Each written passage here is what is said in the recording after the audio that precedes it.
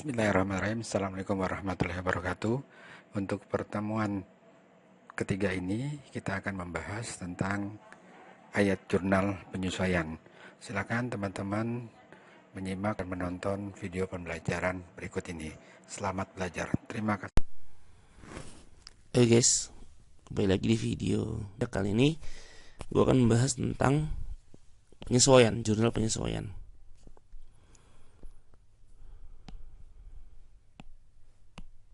Nah, sebelum kita membahas tentang jurnal penyesuaian, kita akan bahas tentang adanya asumsi di dalam akuntansi yang kita sebut dengan periodicity atau time period assumption. Bahwa yang namanya akuntansi itu guys, itu dia dibagi berdasarkan periode-periode tertentu. Bisa periodenya bulanan, misal Januari doang gini, atau triwulanan, atau bahkan tahunan, annually.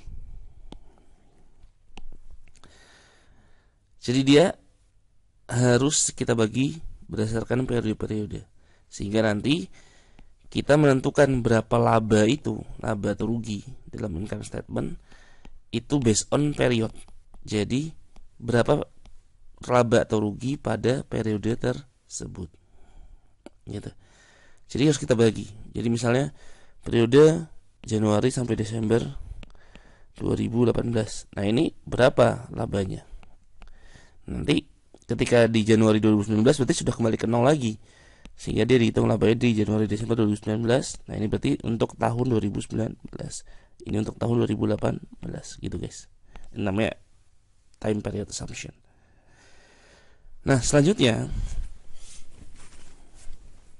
di akuntansi itu guys, kita mengenal adanya accrual basis dan cash basis. Apa bedanya? Accrual basis itu adalah pendapatan ya dan beban atau revenue dan expense itu dicatat pada saat terjadinya, bukan pada saat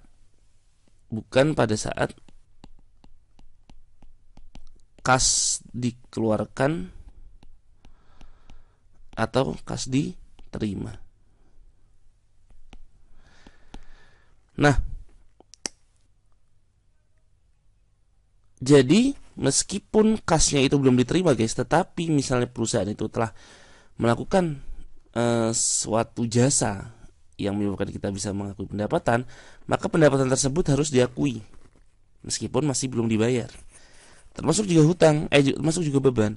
Ketika kita ada beban, contoh misalnya beban gaji misalnya ya, tapi beban gaji tersebut belum dibayar, ya jadi misalnya gini guys, kita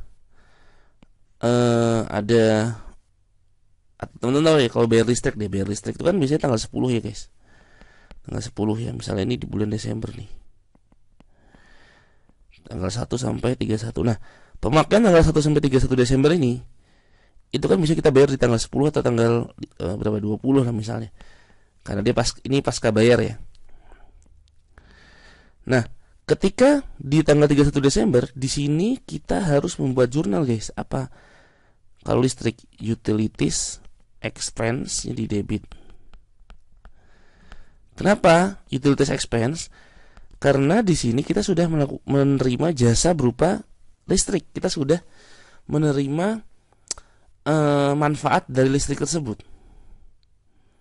Nah, meskipun dia belum dibayar karena dibayar tanggal 10, maka di sini harus kita jurnal expense-nya. Kreditnya apa?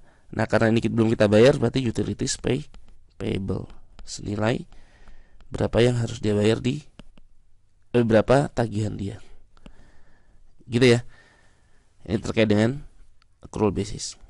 Nah lawannya, ini ada accrual basis ini adalah yang sesuai dengan PSAK, sesuai dengan GAAP atau sesuai dengan IFRS. Jadi kita hanya mengenal accrual basis. Sedangkan cash basis, dia mengakui revenue pada saat cash diterima, mengakui expense pada saat cash dibayarkan, dan ini tidak sesuai dengan GAAP atau PSAK Indonesia atau IFRS. Nah, kemudian ada satu konsep lagi guys, namanya matching cost against revenue. Ya. Jadi yang namanya beban ya itu harus diakui pada periode di mana revenue itu dihasilkan. Ceritanya gimana guys? Contoh gini, contoh. Misalnya ya, ada Pak Dodi misalnya. Pak Dodi punya usaha bengkel. Bengkel apa nih? Bengkel motor misalnya. Nah, untuk buka usaha ini dia nyewa ini nih, nyewa rumah senilai 100 juta. Untuk berapa tahun? 5 tahun. Di tahun berapa? Tahun 2017 misalnya. Nah, misalnya di tahun 2017 ini revenue atau usaha bengkel ini mendapatkan atau menghasilkan penghasilan senilai 20 juta. Enggak, jangan. 30 juta. Pertanyaannya adalah di tahun 2017 ini Pak Dodi untung atau rugi? Karena kan di sini dia harus bayar rumah dengan harga 100 juta. Walaupun dia bisa dipakai 5 tahun. Sewanya nih dalam jangka waktu 5 tahun. Jawabannya adalah untung. Jadi bukan terus di sini expense-nya itu langsung 100 juta. Terus dia rugi di 70 juta, bukan seperti ini. Salah. Tetapi revenue-nya itu 30 juta. Kemudian expense-nya, nah karena 100 juta ini bisa dipakai dalam jangka waktu 5 tahun. Artinya di tahun pertama, tahun 2017 itu, dia hanya kepakai 1/5-nya dong berarti kan. Kalau kita pakai garis lurus ya misalnya, 1/5-nya berarti 20 juta. Maka expense yang diakui di tahun 2017 adalah 20 juta. 10, maka di sini ada laba 10 juta. Ini namanya matching cost against revenue. Nah, nanti 2018 gimana? Sama. Misalnya revenue-nya 25 juta. Expense-nya ya sama lagi, 1/5-nya lagi karena di tahun kedua sama 20 juta. Begitupun seterusnya. Di tahun ketiga expense-nya diakui 20 juta dan seterusnya ya. Ini dengan asumsi expense-nya cuman masalah sewa ya. Masalah sewa gedungnya. Ini kita sederhanakan. Jelas ya guys tentang konsep matching cost against. Oh guys, kembali lagi di video kita di channel YouTube. Nah, selanjutnya guys,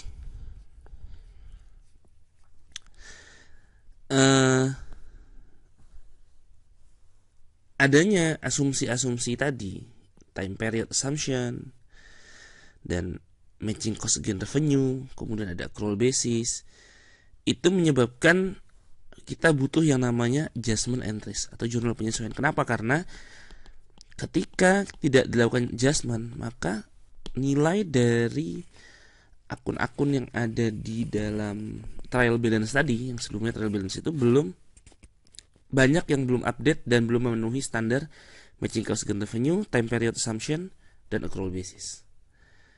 Nah, ini nih tadi ini ya fungsi dari adjusting entries ya kan, karena trial balance belum update ya kan, dan menyesuaikan revenue dan expense dan seterusnya. Ini penyebab kenapa kita harus melakukan adjusting entries. Nah, jenis-jenis adjusting entries itu ada 4 guys yang harus dilakukan. Yang pertama adalah terkait dengan prepaid expense ya, expense yang sudah dibayarkan tetapi kita belum menerima jasanya, belum kita konsumsi, belum kita gunakan. Ya, expense sudah kita bayar tapi belum kita gunakan. Kemudian ada unearned revenue. Ini yang deferral ya, yang deferral ada 2, yang accrual ada 2. Nah, yang deferral yang pertama dari prepaid expense, yang kedua adalah unearned revenue, pendapatan yang kasnya sudah kita terima tapi kita belum melakukan jasa ya. Jadi kasnya sudah kita terima tapi kita belum melakukan jasa. Sedangkan untuk accrual ada accrued revenue dan ada accrued expense. Accrued revenue itu revenue yang jasanya sudah kita lakukan tapi kita belum menerima pembayaran. Dan accrued expense yang sudah kita konsumsi tapi belum kita bayar. Ya. Berarti ini sebenarnya piutang ya guys. Kenapa? Karena ini kita sudah memberikan jasa tapi kita belum dibayar, belum dapat duit. Nah, sedangkan yang ini adalah kita sudah menerima suatu jasa, sudah menggunakan suatu expense tetapi belum kita bayar. Ini namanya berarti utang atau liabilities. Oke, kita akan bahas satu-satu guys. Yang pertama adalah prepaid expense dulu ya. Nah, sini kita lihat ya. Untuk prepaid expense ada berapa guys yang harus kita sesuaikan? Nah, ini ada 3 setidaknya. Supplies, prepaid insurance, dan equipment. Nah, ini 3 ini guys. Ini terkait dengan prepaid expense. Ya. Kemudian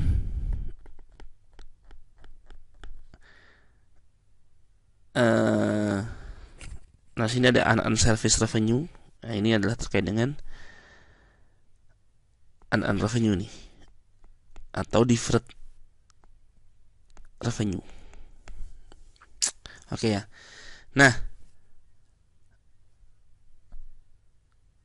ini tadi sudah ya. Prepaid expense adalah payment cash sebelum kita menggunakannya, gitu kan. Biasanya apa sih pembayaran di muka tuh ada asuransi, supplies, advertising, ya, rent, kemudian equipment, dan building, bangunan dan peralatan. Nah, langsung ke contoh aja guys. Nah, ini kita lihat ya. Oh ya, prepaid expense guys, untuk melakukan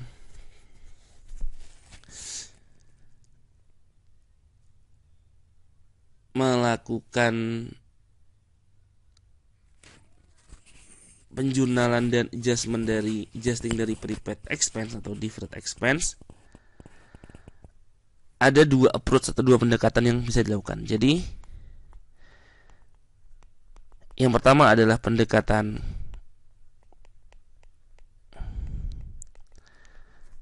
balance sheet atau kita sebut dengan pendekatan aset. Dan yang kedua adalah pendekatan laba rugi atau pendekatan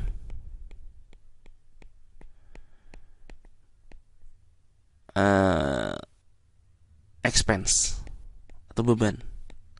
Ya, ini juga disebut dengan, ada yang nyebut juga ini pendekatan real ya, karena aset itu adalah akun real. Akun neraca itu disebut dengan akun real, dan ini disebut pendekatan nominal. Ya, kenapa? Karena expense dan revenue atau akun laba rugi itu disebut akun nominal. Nah, jadi ceritanya gimana guys? Ceritanya gini. Kita coba contohnya dulu deh. Nah, ini pendekatan aset dulu ya yang kita buat ya. Pioneer Advertising membeli supplies costing 2.500 on Oktober 5. Nah, berarti di Oktober 5 dia jurnalnya di sini, kalau pakai pendekatan aset ya, itu berarti supplies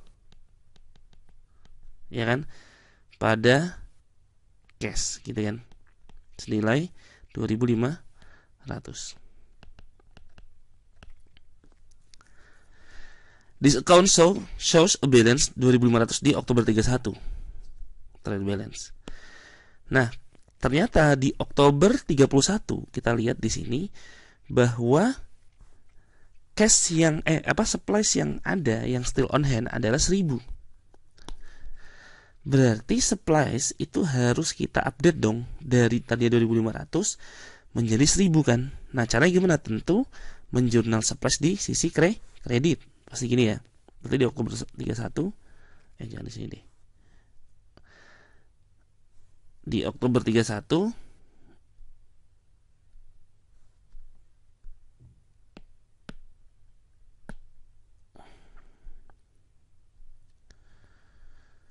di Oktober 31 berarti di kreditnya pasti ada supplies kan, senilai berapa? Nah karena ini harus kita kurangin kan ya. Woi mana sih, dari tadinya 2.500 menjadi 1.000, sudah jadi 1.000, berarti suppliesnya berkurang 1.500 di sisi kredit gitu kan. Dan debitnya adalah, debitnya apa? Nah debitnya ini, karena ini berarti suppliesnya sudah kita gunakan, berarti dia sudah menjadi expense ya. Jadi expense itu bisa kita catat ketika aset tersebut atau prepaid tersebut telah kita gunakan, maka di debitnya adalah supplies expense, dia sudah menjadi expense. Senilai berapa? 1.500. Nah sehingga jurnalnya nih supplies expense 1.500 dan suppliesnya 1.500. Kenapa? Karena tadi sudah digunakan di periode ini 1.500. Jelas ya. Sehingga nanti kalau kita lihat di trial balance di ledger ya, kita bikin ledger, ada ledger supplies senilai tadinya 2.500, terus di sini dikurangi 1.500, hasilnya 1.000, dan ada ledger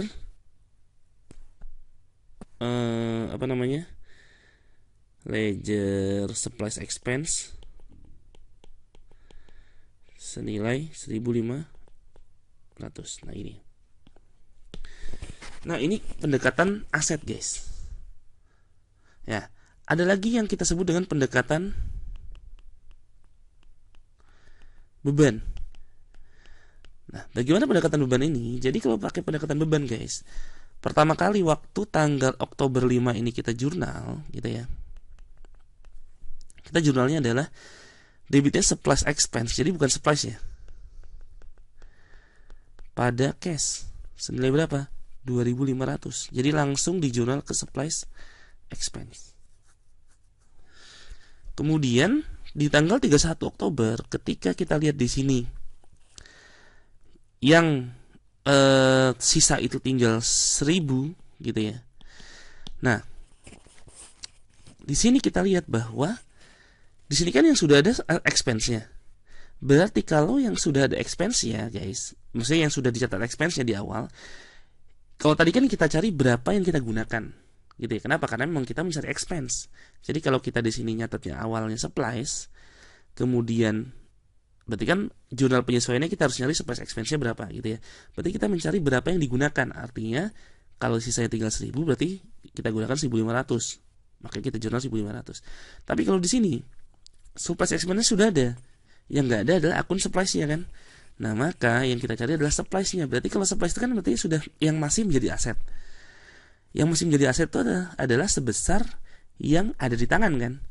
1.000. Ya enggak? Maka jurnalnya gimana? Supplies-nya 1.000. Ya enggak? Karena yang masih ada di tangan 1.000. Dan kreditnya apa? Supplies expense 1.000. Nah ini guys, kalau kita lihat hasilnya akan sama.